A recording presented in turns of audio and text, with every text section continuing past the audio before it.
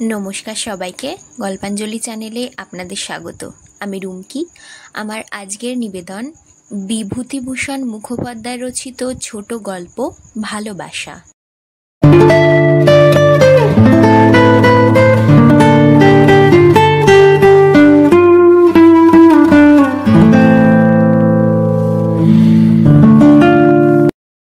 কৌশ্চিৎ প্রৌঢ় বরেষু গত শ্রাবণ 1346 শনিবারের চিঠিতে আপনার ভালোবাসা শীর্ষক সরস রচনাটি পড়িলাম। আপনার শেষ কথাগুলি এই: পুরুষ এবং স্ত্রী জাতির ভালোবাসা প্রকাশের ধারার বিভিন্নতা কী? এই ধরনের অনেক কৌতূহলোদ্দীপক প্রশ্ন আছে। আপনাদেরও নিশ্চয় বলবার অনেক কথা মনে হচ্ছে এবং বলবার ইচ্ছা করছেন, সুতরাং এইবার আপনারা বলুন, আমি চুপ করি। বলিবার অনেক কিছুই আছে সবারই, কেননা ও জিনিসটির হাত হইতে কেহ তো আর রেহাই পাইল না। আর বাঘে ছুলেই 18 ঘা, সারা জন্মে দাগ মেলায় না। তাহা হইলে যাহা জানি বলি, আপনি চুপ করিয়া শুনুন। পুরুষের ভালোবাসা সম্বন্ধে আপনার সাক্ষাৎ অভিজ্ঞতায় হইয়াছে। শ্রীমতীর বেতো পায়ে ওরিয়েন্টাল বাম মালিশ করিতে করিতেই সেটা বেশ অনুভব করিতেছেন। বরং আরও একটু আগাইয়া ধরিলে বলা যাইতে পারে, বাড়িতে নববধূরূপে শালক্ত চরণে তাহার প্রথম প্রবেশ করার সময় হইতে আপনার শুভ তত্ত্বাবধানে সেই পাই বাদগ্রস্ত হওয়া পর্যন্ত এবং এই দীর্ঘ অবসরে ভালোবাসার সব অবস্থারই আপনার অভিজ্ঞতা রহিয়াছে। তাহার পূর্বেরও যদি কোনো অভিজ্ঞতা থাকে আপনার, অর্থাৎ পূর্ব রাগের, তো সে সম্বন্ধে আপনি নীরব। সুতরাং আমার কোনো কৌতূহলও অনধিকারী। ধরিয়া লওয়া যাক আছে। তাহা হইলে পুরুষের ভালোবাসার অভিব্যক্তির প্রায় সব রূপগুলি আপনার প্রশ্নের অর্ধেক হিস্সে বাদ দিলাম। বাকি থাকে মেয়েদের ভালোবাসার অভিব্যক্তি। পুরুষ বর্বর, তার সমস্তটাই স্পষ্ট, তাহাকে অনায়াসেই চেনা যায়। নারী ঠিক বিপরীত ইহার।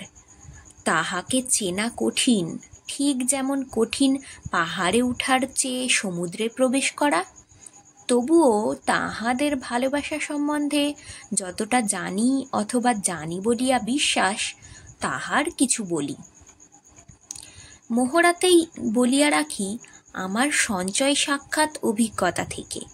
তবে বিশ্বাস করুন, আমার নিজের অভিজ্ঞতা নয়।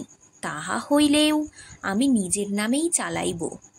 প্রথমত, ফাঁক তালে নিজেকে নায়ক করিয়া চালাইবার মধ্যে একটা নিখরচার আনন্দ আছে। আর দ্বিতীয়ত, যাহারা ভিন্ন ভিন্ন সময়ে আমার বড় বিশ্বাস করিয়া গুরুতম গোপন কথাটি বলিয়াছিল, তাহাদের নাম জাহির করা অধর্ম হইবে। এখন মূল নামই গুপ্ত রাখিলাম তো, নিজেকে বাদ দিয়া রামাশ্যামাকে নায়ক করিয়া বসাই কেন? এত বলা সত্ত্বেও যদি মনে করেন এসব আমার আত্মগোপনের চেষ্টা মাত্র, তো কি আর করা যায়। কিন্তু মুশকিল কোথা হইতে আরম্ভ করা যায়? বেশ, একেবারে গোড়া থেকেই আরম্ভ করি, কুন্তলার কথা থেকে। কুন্তলার বয়স তখন বছর 7। বয়সের কথা শুনিয়া আপনি বিস্ময়ে হাত পা গুটাইয়া বসিলেন যে, 7 বছরের মেয়ে ভালোবাসার কিছু জানে না? খুব জানে। অত কথা কেন, স্থির হইয়া একটু অঙ্ক কষিয়া দেখিলেই বুঝিতে পারিবেন, জানে। আমরা পুরুষেরা সংসারে প্রবেশ করি 22-23 বৎসরে, ভালোবাসার হাতে খড়ি হয় 14-15। ওরা সংসারে প্রবেশ করে 14-15, মানেন তো? তাহা হইলে ভালোবাসিতে শুরু কবে করিবে? আঙুল গুনিয়া দেখুন না। কুন্তলা যখন 7 বছরের, তখন থেকেই আমার সঙ্গে শত্রুতা আরম্ভ করে। অবশ্য শত্রুভাবে আচরণ করিলে ভালোবাসার পাত্রকে আরও শীঘ্র পাওয়া যায়। রামায়ণের এই তত্ত্বটা কুন্তলার জানা ছিল কিনা জানি না। মেয়ে জাত, অবচেতনার স্তরে জানাও সম্ভব। মোট কথা, কুন্তলা আমার জীবন অসহ্য করিয়া তুলিয়াছিল এবং আমি মেয়েটাকে বাঘের মতো ভয় করিতাম। উদয়াস্ত তাহার কাজ ছিল আমার খুঁত ধরা এবং সেইগুলি যথাস্থানে পেশ করিয়া আমায় যথাসাধ্য বিপন্ন করা। ও বয়সে ত্রুটি বিচ্যুতির অভাব হয় না, কেননা যাহাদের হাতে ওই সময় আমাদের জীবনের মাপকাঠি সম্বন্ধে তাহাদের সঙ্গে অনেক মতভেদ থাকে। তবুও যদি কুন্তির ভয়ে কোনো দিন অতিরিক্ত সাবধানে থাকিয়া নিখুঁত থাকিয়া যাইতাম, তো কুন্তি নিজেই খুঁত গঠন করিয়া লইত, আমার বইয়ের পাতা ছিঁড়িত, জুতার ফিতা হারাইত, গোটা পেন্সিলটা না ভাঙিলে অন্তত তাহার শীষ ভাঙিত, বৈঠকখানায় তাস, কাকার এজরাজের তার পাওয়া যাইত আমার জামার পকেটে। নির্দোষ বেচারি আমি জানিতাম, কিন্তু কিছু বলবার উপায় ছিল না। মেয়েটার আর একটা বিশেষত্ব ছিল, আমায় যে পরিমাণ জ্বালাইতে পারিত, বাবা কাকা ওদের সবাইকে ঠিক সেই পরিমাণেই ভুলাইয়া রাখিতে সমর্থ হইয়াছিল। মাথার পাকা চুল তুলিয়া, কানে সুরসুরি দিয়া, ফরমাস খাটিয়া, আরও তাহার নিজস্ব নানা পদ্ধতিতে। পলিটিক্স মেয়েদের মজ্জাগত, শুধু মজ্জাগতই নয়, জন্মসিদ্ধ। একবার আমার বালিশের তলায় সেজমামার হারানো ছুরি পাওয়া গেলে আসল অপরাধিনীর নাম করিয়া যে লাঞ্ছনাটা ভোগ হইয়াছিল, কোনো জন্মে ভুলিব না। এখনো যেন সব স্পষ্ট। বাবার কোলের কাছে অভিমানে অশ্রুমতী কুন্তি, তাহাকে যেন কোনো মতেই ঠান্ডা করা যায় না। বাবার হাতে আমার ছুরিটা, চারদিক ঘিরিয়া ছেলে বড়ই এক পাল। শব্দলব্ধ চপেটাঘাতে আমার বাঁ রগটা তখনও ঝিনঝিন করিতেছে। বাবা বলিতেছেন, লজ্জা করে না তোমার রাস্কেল? নিজের দোষে কবে পরের একটা নিরীহ মেয়ের ঘাড়ে দোষটা চাপাচ্ছ? কাওয়ার্ড! বেচারি তোমাদের বাড়ি আসে বলে? না মা, তুমি চুপ করো, ওর আজ খাওয়া বন্ধ। সেই একবার চেষ্টা করিয়াছিলাম। ওইটুকু মেয়ে এমনভাবে তদ্বির করিল, মামলাটা যে সেই থেকে আর ওদিক দিয়া যায় নাই। যাক, ভালোবাসার কথা তুলিয়া অনেক দূরে আসিয়া পড়িলাম, কিন্তু আসলে অনেক দূর আসিয়া পড়ি নাই। ভালোবাসা সমান্তরালেই চলিতেছে, সেটা একদিন টের পাওয়া গেল। তখন কুন্তলার বয়স বছর 8 হইয়াছে, অর্থাৎ আমার ঘাড়ের উপর দিয়া আরও 1 বছরের পরিপক্কতা লাভ করিয়াছে। বাঘও যেন এখন গা সওয়া হইয়া গিয়াছে।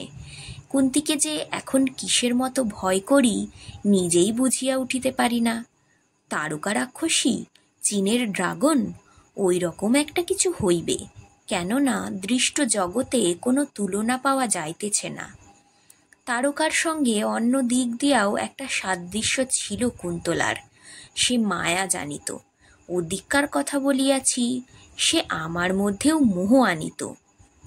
বেশ মনে আছে সেদিনের কথা। আমি বাইরের ঘরে বসিয়া অঙ্ক কষিতেছি। কুন্তলা আসিয়া একবার এটা নাড়িয়া একবার ওটা নাড়িয়া পাশে আসিয়া বসিল। আমি ভয়কণ্টকিত হইয়া একবার আর চোখে দেখিয়া নিজের কাজ করিতে লাগিলাম। কুন্তলা ডাকিল, শৈল। ফিরিয়া চাহিতে কাপড়ের মধ্যে থেকে একটা পান বাহির করিয়া হাসিয়া প্রশ্ন করিল, খাবি? মারাত্মক ছিল তার হাসিটা।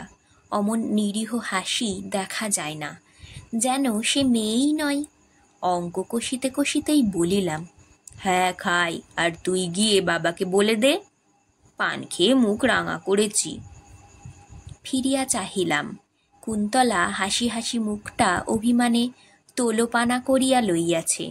বলিল, বেশ, খাবি না খাসনি, বদনাম দিস কেন? চুরি করে এনেছিলাম তোর জন্যে, তাই বললাম। দে কিন্তু, বলিয়া পানটা লইয়া মুখে পুড়িয়া দিলাম। বেশ যখন মজিয়া আসিয়াছে, অপটুতার দরুন মুখের 2 কোণ আর ঠোঁট দিয়া রস গড়াইতে আরম্ভ করিয়াছে, কুন্তি হঠাৎ উঠিবার ভান করিয়া বলিল, চললাম বলতে। বিবর্ণ মুখে উঠিতে যাইব, ঘাড় বাঁকাইয়া হাসিয়া বসিয়া পড়িল। বলিল, না রে না, তুই খা, আমি তো এতই বেঈমান। অনেক রকম আগ্রম বাগ্রম কথা আরম্ভ করিয়া দিল। বেশ যখন ভয় ভাঙা হইয়া কতকটা অন্তরঙ্গ হইয়া পড়িয়াছি, কুন্তলা যেন নিছক কৌতূহল ছলেই প্রশ্ন করিল, আচ্ছা শৈল, পৃথিবীর মধ্যে তুই সকলের চেয়ে কাকে ভয় করিস? সকলের চেয়ে? দুরব গাহ নারীর মন কে অত বোঝে? বলিলাম, সেকেন্ড মাস্টারকে কুন্তি। শুধু আমি কেন, সব ছেলে ভয় করে, জমির মতন। না হলে দেখ না, 10টা বেজে গেছে, এখনো বসে বসে তার অঙ্ক কষছি। 15টা অঙ্ক হোম টাস্ক দিয়েছেন ঠেলে, একটিও বাদ পড়ুক দেখিনি। তোর হয়েছে সব? না হয়ে উপায় আছে? এইটে শেষ, এই 5খানি পাতা বোঝায় অঙ্ক। অঙ্কটা শেষ করিয়া ঘড়ির পানে চাহিয়া বলিলাম, বাহ বাহ, আর মাত্র 15 মিনিট, আজ আবার পয়লা ঘন্টাতেই সেকেন্ড মাস্টার। কুন্তলা বলিল, তুই খেয়ে নিগে তাড়াতাড়ি শৈল, আমি ততক্ষণ গুছিয়ে গাছিয়ে সব রেখে দিচ্ছি। কোনগুলো সব বল দেখিনি। চটিতে পা ঢুকাইতে ঢুকাইতে আঙুল দিয়া ছড়ানো বই, খাতা, পেন্সিল সব দেখাইয়া দিয়া বাড়ি চলিয়া গেলাম। এরপরে একেবারে স্কুলের দৃশ্যটা উদ্ঘাটন করা যাক। মনের স্ফূর্তিতে ফার্স্ট বেঞ্চে বসিয়াছি। সেকেন্ড মাস্টার আজ পিছনের বেঞ্চ হইতে আরম্ভ করিয়াছেন, যেন একটি সাইক্লোন ঝড় বহিয়া আসিতেছে। কোনো ছেলে বেঞ্চের নিচে লুটাপুটি খাইতেছে, কেহ হাই বেঞ্চে মাথা গুঁজিয়া পিঠ রগড়াইতেছে, কেহ আর নয় স্যার মরে গেলাম বলিয়া আর্তনাদ করিতেছে, কেহ বেঞ্চ থেকে খানিকটা দূরে ছিটকাইয়া পড়িয়াছে, সিটে ফিরিয়া আসিতে সাহস নাই। এক রকমারি কাণ্ড। সেকেন্ড মাস্টার আমার সামনে আসিয়া বলিলেন, আপনি? হয়েছে স্যার সবগুলোই, বলিয়া তাড়াতাড়ি খাতা খুলিতেই চক্ষু স্থির। আজকের অঙ্ক যাহাতে কষা ছিল, সেই 5খানি পাতা একেবারে বেমালুম সাবার। সেকেন্ড মাস্টারের ভীষণতার উপরে একটা সরসতার আবরণ থাকিত, সে আবার আরও ভীষণ। সেকেন্ড মাস্টার একটু রহস্যপ্রিয় ছিলেন, সবাই এটাকে শিবু মাস্টারের খেলিয়ে মারা বলিতাম। ঠিক যেন অঙ্কগুলার উপর দিয়া ধীরে ধীরে চোখ বুলাইয়া যাইতেছেন।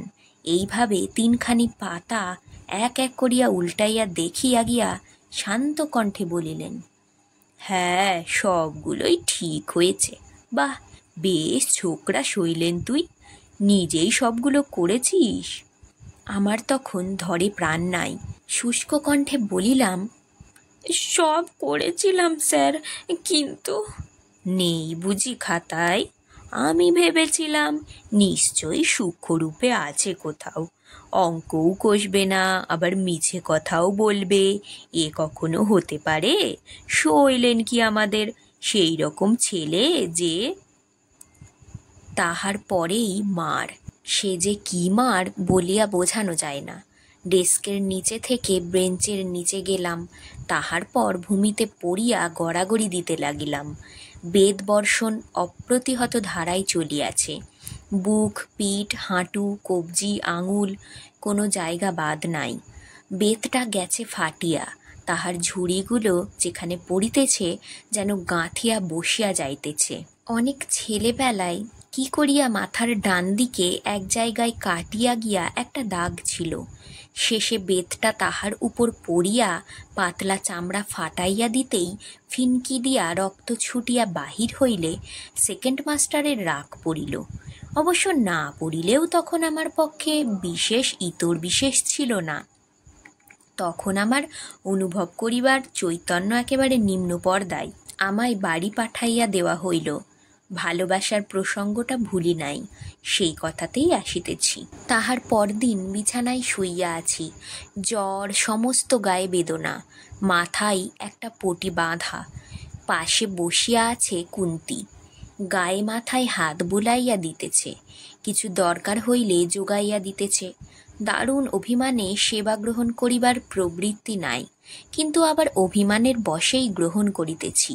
ও দেখুক, নিতান্ত অকারণেই ও কি দশা করিয়াছে আমার। হঠাৎ একবার কি ভাবিয়া কুন্তী মাথাটা আমার মুখের কাছে লইয়া আসিল, একটু স্থির দৃষ্টিতে চাহিয়া বলিল, পাতাগুলো কেন ছিঁড়ে রেখেছিলাম বলবো শৈল? প্রশ্ন করিলাম, কেন আবার? বদমাইশি, তোর কি করেছিলাম আমি যে?